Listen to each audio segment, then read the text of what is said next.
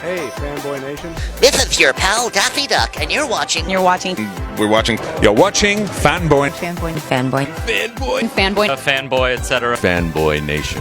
Dot, I assume Tom. If I wasn't afraid of the dark before, I certainly am now. BenDavid Grabinski and Kerry Bishé are here talking to me today about Happily. And yes, BenDavid, I did have to throw in an "Are You Afraid of the Dark" reference. I'm not going to argue with it. Keep going. We'll talk up your resume as well. And Kerry, growing up in New Zealand and everything else, you got that touch. This is a dark romantic comedy. With you, Joel McHale, and quite a few other comedic heavy hitters. Even though it's an independent film, I know, comedic actors like to riff. Thankfully, we're not shooting on film anymore, or else we would have been burning quite a bit of daylight. How much improv got to be played into this with the script that BenDavid wrote, and then allowed to, freestyle along with it to kind of make the story go along? I feel like there was very little, shockingly. Is that true? There was almost none, partially just because I'm a tyrant and I wrote it, and I just sort of felt like I had to stick to my words. But mostly, we didn't have the time or a shooting style to really accommodate that. A lot of times, movies like that, you have more of a kind of a documentary style approach to shooting and lighting a movie, whereas we were trying to make this one feel a little bit more like a thriller. So unfortunately, a lot of these funny people didn't get to do any riffs. There were some really funny ones they did that didn't work, and I wish were coming out as like a blooper or deleted scene. Like, they were super funny, but they would kind of ruin dramatic moments. I will say John Daly, though, has 3 or 4 lines in the movie, which I would say are killer, that I did not write. Okay. So Gary, you want to throw something out there? Yeah, I was just going to say, I think one of the defining characteristics of this movie is how deliberate it is. So I really couldn't imagine with how kind of tight the concept and then all the editing and cutting is, that there would be a lot of room in there to like mess around. That said, we had a blast. Well, it does feel like you have a bit of Gen X cynicism in there along with the humor. Not as hopeful as the millennials will want, and not as woke as Gen Z has been trying to force everybody on. So there is that darkness with it, which I appreciated quite a bit. Well, I think the only way for me to bring that up would be really pretentious.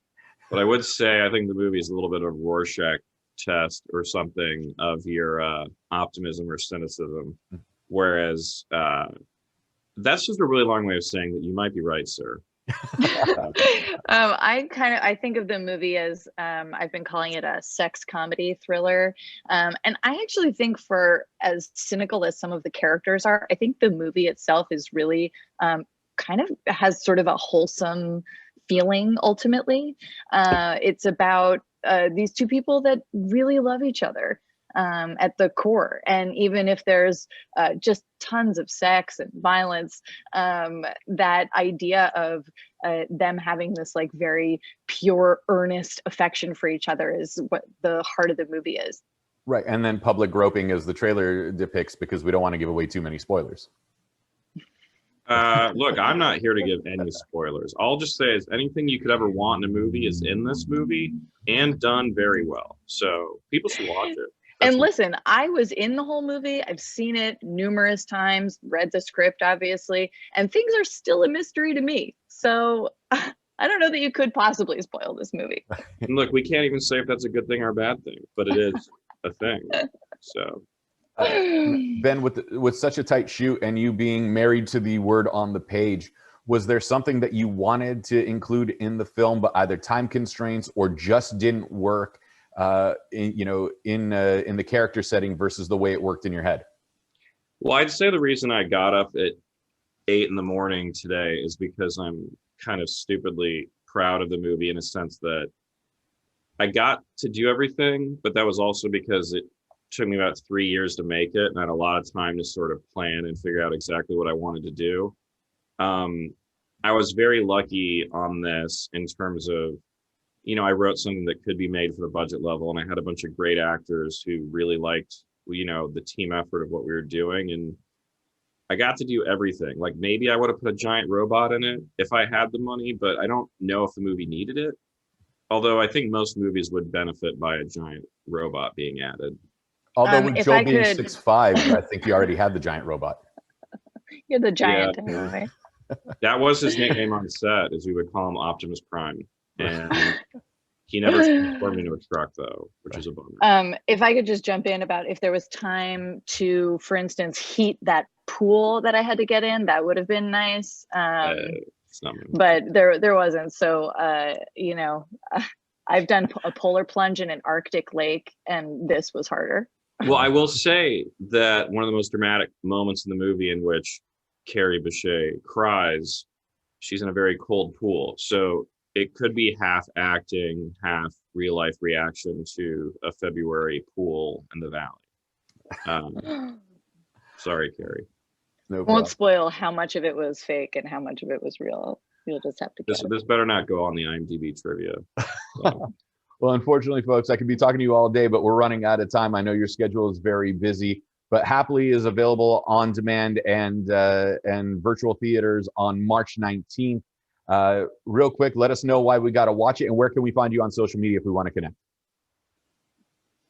well, I think you got to watch this movie because it's like if David Lynch directed a Judd Apatow movie, and I think that's really amazing.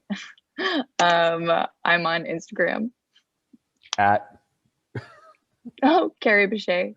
and BenDavid. I'd say people should watch it because it is the major motion picture event of 2021. It's just, it goes without saying.